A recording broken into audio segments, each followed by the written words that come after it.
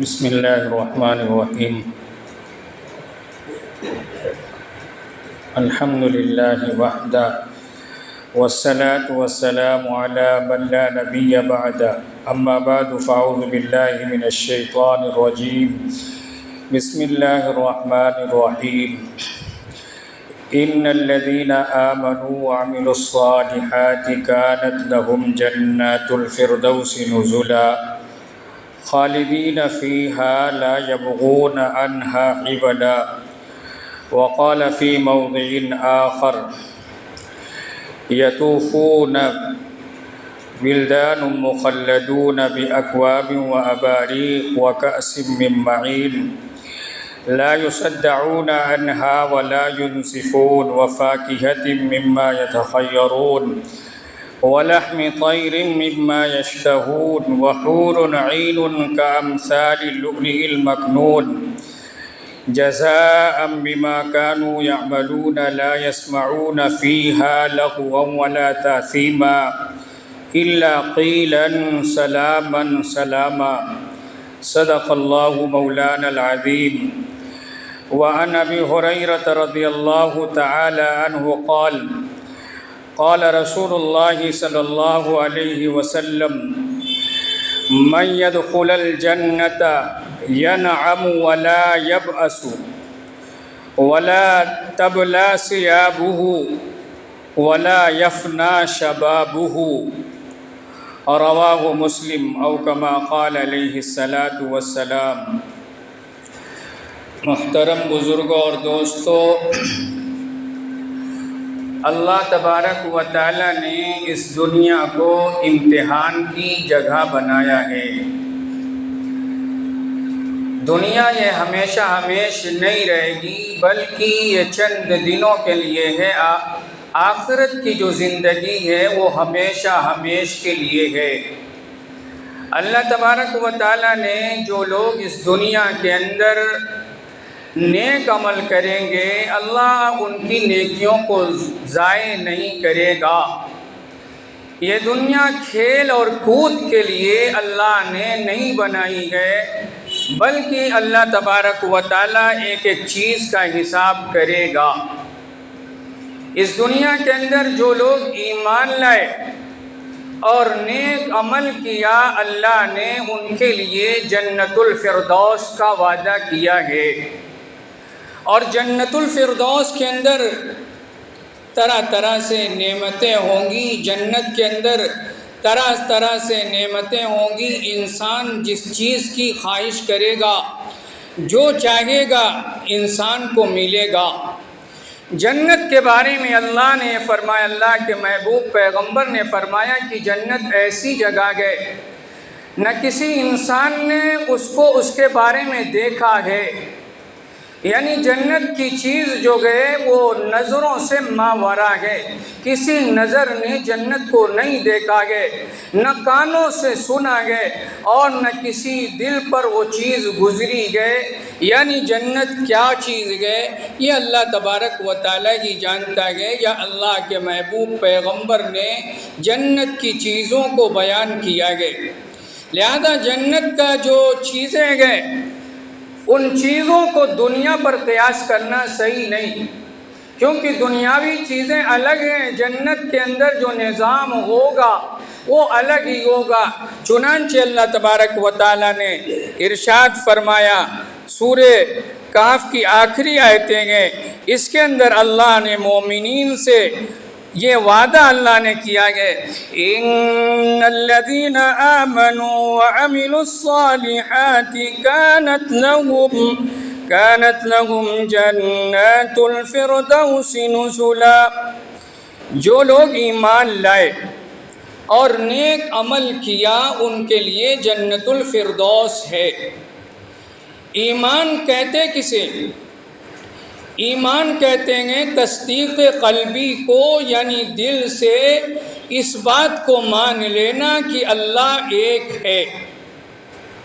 اور اسی طرح جناب رسول اللہ صلی اللہ علیہ وسلم اللہ کے رسول ہیں۔ دل سے اس بات کی گواہی دینا صرف جاننا کافی نہیں، کیونکہ کافر بھی جانتے تھے، اہل کتاب بھی جانتے تھے، محمد عربی صلی اللہ علیہ وسلم کو جانتے تھے۔ قرآن کے اندر اللہ یہ فرماتا ہے الذین آتیناہم الکتاب یعرفونہ کما یعرفون ابناءہم، کہ اہل کتاب یعنی یہودی اور نصرانی جناب رسول اللہ صلی اللہ علیہ وسلم کو جانتے تھے، اس طرح جانتے تھے جیسے وہ اپنے لڑکوں کو جانتے ہیں۔ اس سے پتہ چلا اہل کتاب پیارے پیغمبر صلی اللہ علیہ وسلم کو جانتے تھے۔ جاننے کا نام ایمان نہیں، دل سے ماننے کا نام ایمان ہے۔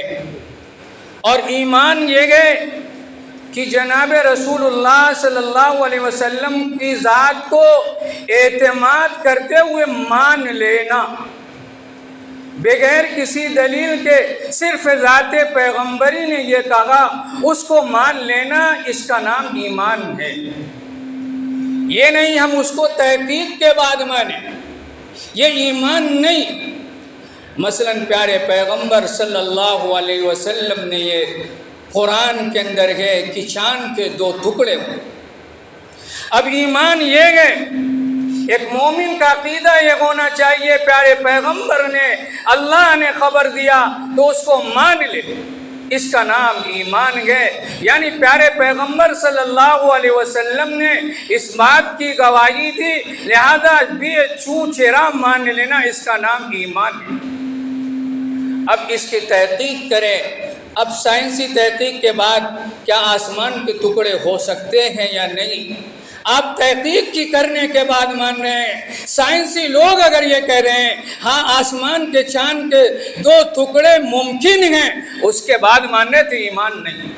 یہ آپ تو اپنی تحقیق پر عمل کر رہے ہیں، ایمان اس کا نام نہیں۔ ایمان نام ہے پیارے پیغمبر صلی اللہ علیہ وسلم جو کچھ لے کر آئے آپ کی ذات پر اعتماد کرتے ہوئے اس کو مان لینا، اس کا نام ایمان ہے۔ ہم اس کو اپنے تحقیق کے بعد اگر مان رہے گئے، یہ ایمان نہیں بلکہ ہم اپنے تحقیق پر عمل کر رہے گئے۔ اس لیے اور دیگر چیزوں میں تمام چیزوں اور ایمان نام ہے کہ جو کچھ بھی پیارے پیغمبر صلی اللہ علیہ وسلم لے کر آئے اس کو آپ کی ذات پر اعتماد کرتے ہوئے مان لینا، اس کا نام ایمان ہے۔ مثلا پیارے پیغمبر صلی اللہ علیہ وسلم نے یہ فرمایا کہ جنت ہے اور جہنم ہے۔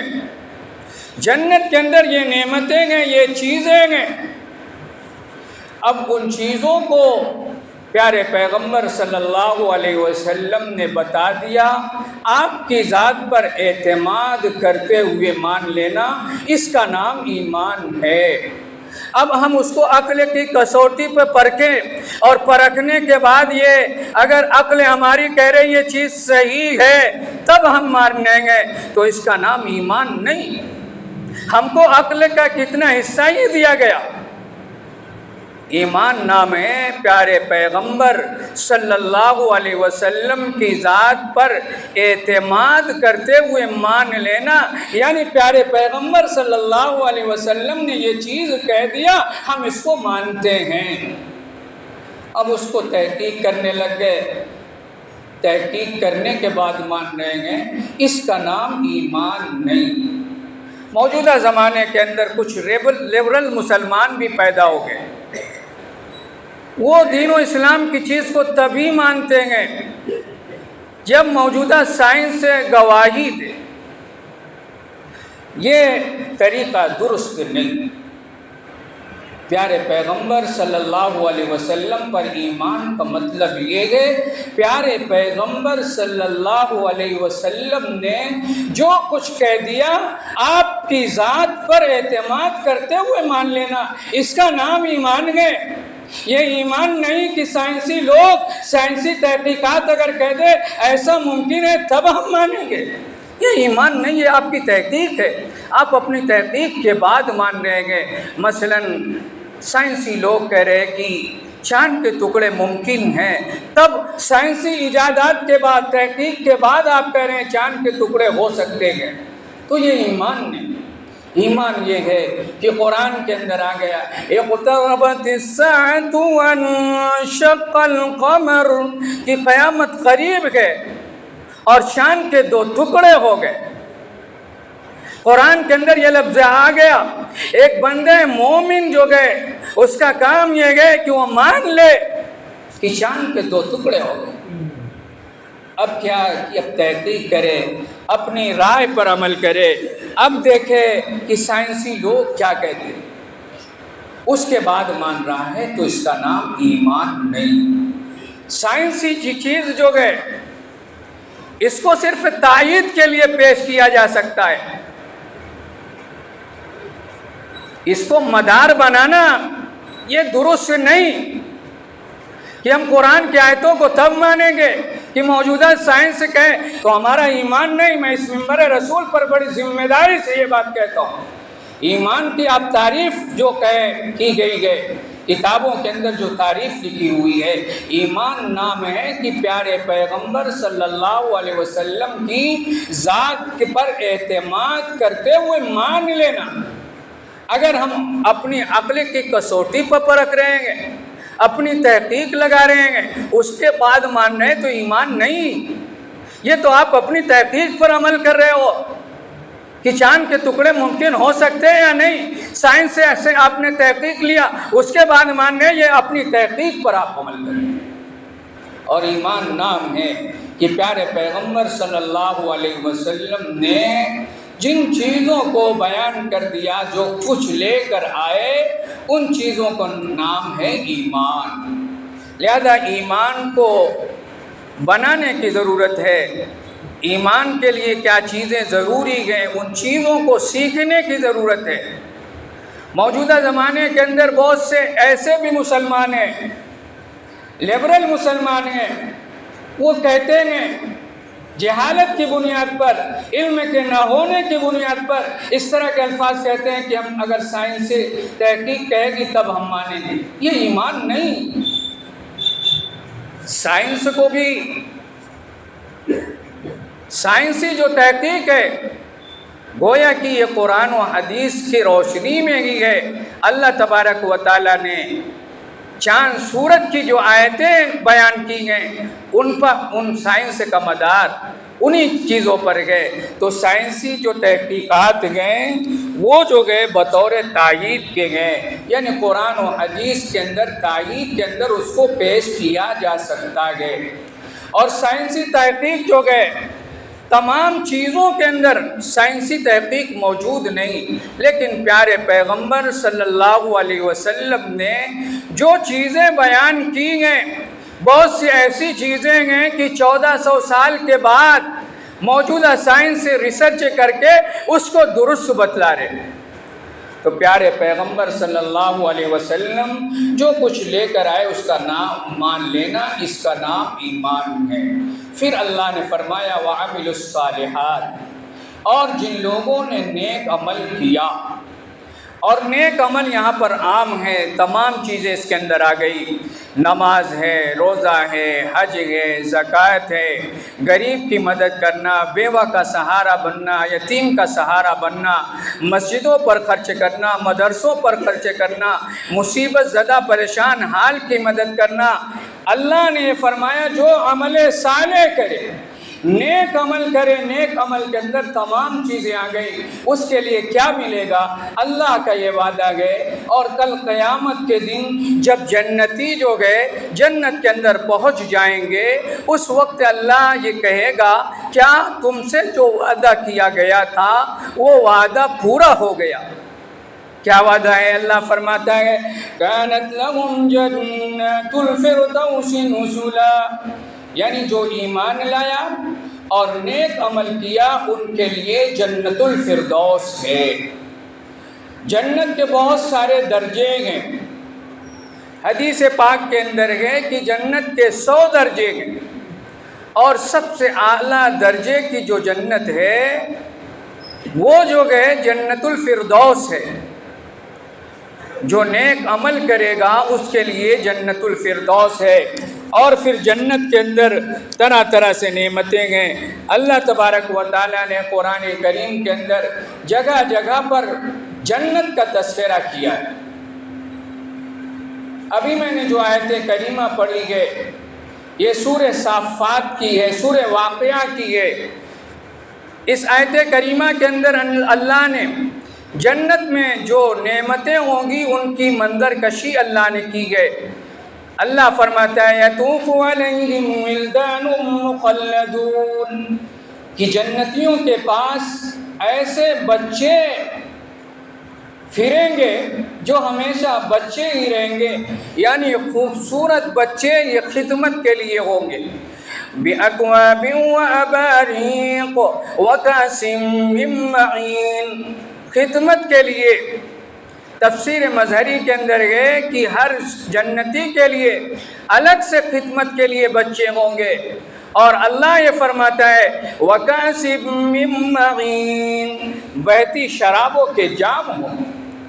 دنیا کے اندر شراب تو حرام ہے، لیکن جنت کے اندر اللہ جنتیوں کو شراب پلائے گا، لیکن وہ ایسی شراب نہیں ہوگی کہ دنیا کے اندر جیسے بدبودار شراب ہوتی ہے، بدبو آتی ہے، عقل کام نہیں کرتا، نشہ آور ہوتی ہے اور سر میں درد ہوتا ہے۔ لیکن جنت کی شراب کے بارے میں اللہ یہ فرماتا ہے لا يصدعون عنها ولا ينزفون، کہ جنت کے اندر جو شراب پلائی جائے گی اس سے سر میں درد نہیں ہوگا اور نہ عقل میں فتور آئے گا، جیسے دنیا کے اندر ہوتا ہے شراب پی کر وہ بہکی باتیں کرتا ہے، عقل کام نہیں کرتی ہے۔ تو جنت کے اندر جو شراب پلائی جائے گی انتہائی خوشبودار ہوگی اور اس کو پینے کے بعد مزہ ملے گا اور سر کے اندر درد نہیں ہوگا اور نشہ آور نہیں ہوگی، اس کو پینے کے بعد نشہ نہیں آئے گا۔ پھر آگے اللہ نے جنت کا تذکرہ کرتے ہوئے فرمایا وَفَاكِهَةٍ كَثِيرًا لَا مَقْطُوعَةٍ وَلَا مَمْنُوعَةٍ، اور کثرت سے میوے ہو۔ دنیا کے اصول ہے کہ ہر پھل جو ہے ہر موسم کے اندر نہیں مل سکتا، اور ملتا بھی ہے موجودہ زمانے کے اندر، زمانہ ترقی یافتہ ہو رہا ہے تو مل تو جاتا ہے لیکن وہ مزہ ذائقہ نہیں ہوتا۔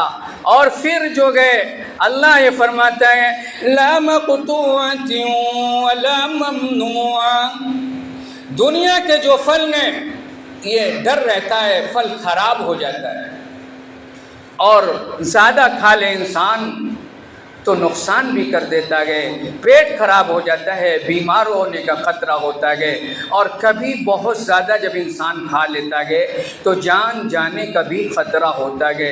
لیکن جنت کے اندر اللہ فرماتا ہے لا مقطوعۃ ولا ممنوعہ، کوئی روک ٹوک نہیں ہوگا، یعنی جتنا جی چاہے گا انسان کھائے گا، اور جو پرندہ چاہے گا اللہ اس کو کھلائے گا، جو پھل انسان کا جی چاہے گا۔ وَفَاكِهَةٍ مِّمَّا يَتَخَيَّرُونَ، اللہ فرماتا ہے جنتی جس میوے کو چاہے گا وہ میوہ حاضر ہو جائے گا، انار چاہے گا، کشمیری سیب چاہے گا، یا جو بھی چاہے گا وہ چیزیں حاضر ہو جائیں گی۔ وَفَاكِهَةٍ كَثِيرًا وَلَحْمِ طَيْرٍ مِّمَّا يَشْتَهُونَ، اور جو گوشت چاہے گا وہ گوشت بھی انسان کو مل جائے گا، جنت کے اندر مل جائے گا۔ تو اللہ تبارک و تعالیٰ نے جنت کے اندر طرح طرح سے نعمتیں لکھ دی ہیں، اور جنت کی زندگی ہمیشہ ہمیش کے لیے ہے۔ مسلم شریف کی روایت میں نے ابھی جو پڑھی ہے، اللہ کے پیغمبر نے فرمایا مَن يَدْخُلُ الْجَنَّةَ يَنْعَمُ لَا يَبْأَسُ، کہ جو جنت میں داخل ہو گیا وہ نعمت میں ہوگا، وہ پریشانی میں نہیں ہوگا، مصیبت میں نہیں ہوگا۔ جیسے دنیا کے اندر کبھی انسان خوشحال گئے، کبھی مصیبت میں گئے، کبھی بیماری میں گئے، لیکن جنت میں ایسا نہیں ہوگا۔ انسان اگر جنت میں داخل ہو گیا تو نعمتیں ہیں، طرح طرح کی نعمتیں ہیں، لا یبسو، وہاں پر تکلیف نہیں ہو۔